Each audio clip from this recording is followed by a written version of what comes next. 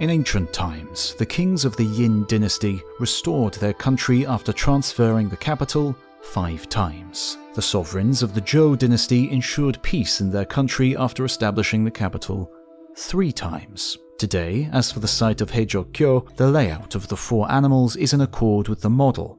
Mountains guard the site in 3 directions, and the divinations suggest good fortune. We should build a new capital at this site. Materials for construction as the need arises should be listed and reported. Plans should be carefully worked out so that they would not be changed subsequently. Bodhisattva had travelled the world, over icebound mountains, through parched desert, across lush farmland, and upon the deepest seas in his quest to find Manjusri, a long-dead enlightened one, a bodhisattva of wisdom, who appeared to him in a dream as a youth in India. It had taken him years, but now he was reaching his journey's end. Gyoki, the Japanese monk who walked beside him, was Manjusri reincarnated. He was sure of it. They had met before in another time and place, another life, in the presence of the Buddha himself. Gyoki solemnly led Bodhisattva onto their destiny, the great city of Heijō-kyō, Japan's new capital. Nothing like this had been seen before. The land had been unified. No longer was it merely the statelet of Yamato, it was now the land of the rising sun, Japan. It was no longer appropriate or dignified for the court to up sticks and be loaded onto the back of ox wagons every few years. China had long ago built an established capital. It was high time that Japan should join the civilized world in this matter, just as it had so many other ways over the centuries. Foreign states needed to understand the full dignity and civilization of the city's inhabitants, and its rulers needed to know where to send diplomatic missions and tribute. And what is more, heaven needed to know where human power lay on earth. Moving had surely confused the gods, caused them to look less favorably on the realm. The time had come. On the day of Jiaji in the 11th month, the cabinet offered a proposal to the emperor as follows. We hear that in ancient times lives were so simple that people lived in caves in winter and nests in summer. In recent years, the noble people live in palaces instead. We also have the capital for the residence of the emperor. Since the capital is visited by people from remote provinces and foreign countries, how can we express the virtue of the emperor if the capital lacks magnificence? We offer a proposal to decree that the authorities should instruct noblemen and wealthy commoners to equip their houses with tiled roofs, vermilion pillars, and white walls. Heijō-kyō was the answer to all these problems, desires, and prayers. A city of 100,000. Nobles, commoners, and slaves alike walked within its numerous precincts. Peasants delivered food and other supplies from the hinterland. Pretty girls arrived to make their fortune in the pleasure districts. Criminals slunk by in the shadows, hoping to grab a tiny slither of the glorious riches for themselves. Imperial councillors and civil servants also came from much further afield, from as far away as Persia, a land lost in the haze of the vast sand and grass desert which was known to exist beyond China. Chinese scholars, merchants, engineers, and architects from Great Tang roamed the streets and haunted the halls of learning in their flowing robes, sporting their long status-marking nails. Work with one's hands and fingers was left to the mere illiterate peasants and the servile classes. A grand imperial repository called Shosoin was established to exemplify the permanence of the new city.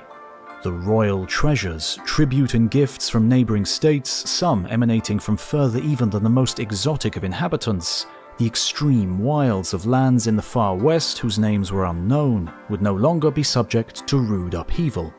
They would rest in peace, as symbols of imperial legitimacy, international recognition and power in the sacrosanct precincts of the brand new Todaiji Temple. Prince Shotoku's reforms had woven their logical path to this point. The loss of allies and bases on the continent, no longer a buffer zone, had led to this point. Japan's establishment as a state had led to this point.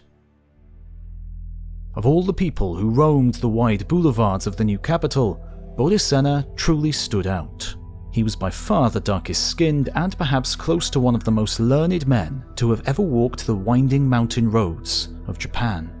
A Tamil man from the deep south of what is now southern India, he had travelled the world seeking Buddhist truth, and his search had eventually ended here.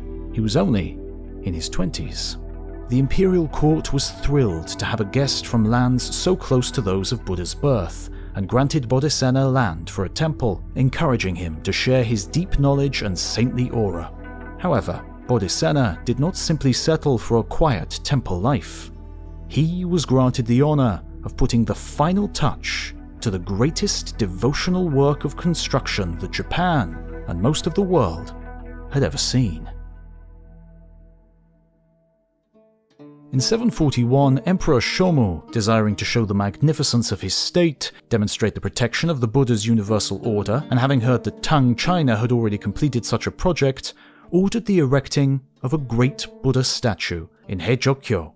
It was to be the centerpiece of a great institution of religion and learning, 16 meters high, 500 tons, cast entirely of bronze, and housed in a great wooden temple hall, 50 by 86 meters, with 84 massive cypress pillars. Todaiji. The world had never seen the like in wood before, nor would ever again. Half of the population, around 2.6 million people, donated food, money, or labor to the cause, and specialist craftsmen hired from throughout the known world toiled for over a decade to realize this imperial dream. In 752, it was time for the final act, the eye-opening ceremony, to dedicate the statue, to awaken the living Buddha within. Before dignitaries from Tang China, all the Korean kingdoms, 10,000 guests and 4,000 dancers, moving to the dignified and majestic sounds of hichiriki oboes, fue flutes, koto, biwa lutes, and myriad drums which formed the new imperial music brought by Bodhisattva, the Tamil priest himself painted the Buddha's eyes. It must have been a profound moment of holiness and spirituality. With the painting of his eye, the Buddha lived in Nara, in Japan. The great Buddha's love and protection now emanated from the Japanese capital city to warm and protect the world with its light and sanctity. The brush Bodhisattva used is still preserved in the treasury today. It took several decades for the luster to wear off. For while the munificence of the great statue undoubtedly protected the realm's spiritual health, the financial and social cost took a long-term toil. Furthermore, the great centers of learning became great centers of Buddhist power and influence over the state. This was not how the new Emperor Kamu saw his reign's future when he ascended the throne in 781, and became determined to break from this monster of religious control created by his predecessors. There was only one thing for it. The eternal capital of Heijō-kyō would have to be moved. The Buddhists could be left to twiddle their thumbs and chant their sutras away from secular power. Nagaoka was the site chosen in 784, but it was not a success. And a decade later, in 794, Heijō-kyō was eventually founded, and over the next decades blossomed into a glorious and fitting capital city to truly rule the land in harmony. This new city grew in size with the building of the vast, sprawling mansions of the 1,182 noble families of the land, a third who traced their lineage to Chinese and Korean families, a testament to the global draw of the polity which had been built over the last 2 centuries in central Japan. The economy thrived, and the libraries became the world's envy, with over 1,500 Chinese classics available for the reference of ministers, scholars, engineers, craftspeople, and soothsayers. Over the next few hundred years, Chinese book collectors even visited to copy volumes of ancient literature that had been lost in China itself. Kyoto, as it later became, was to remain the imperial capital until 1869.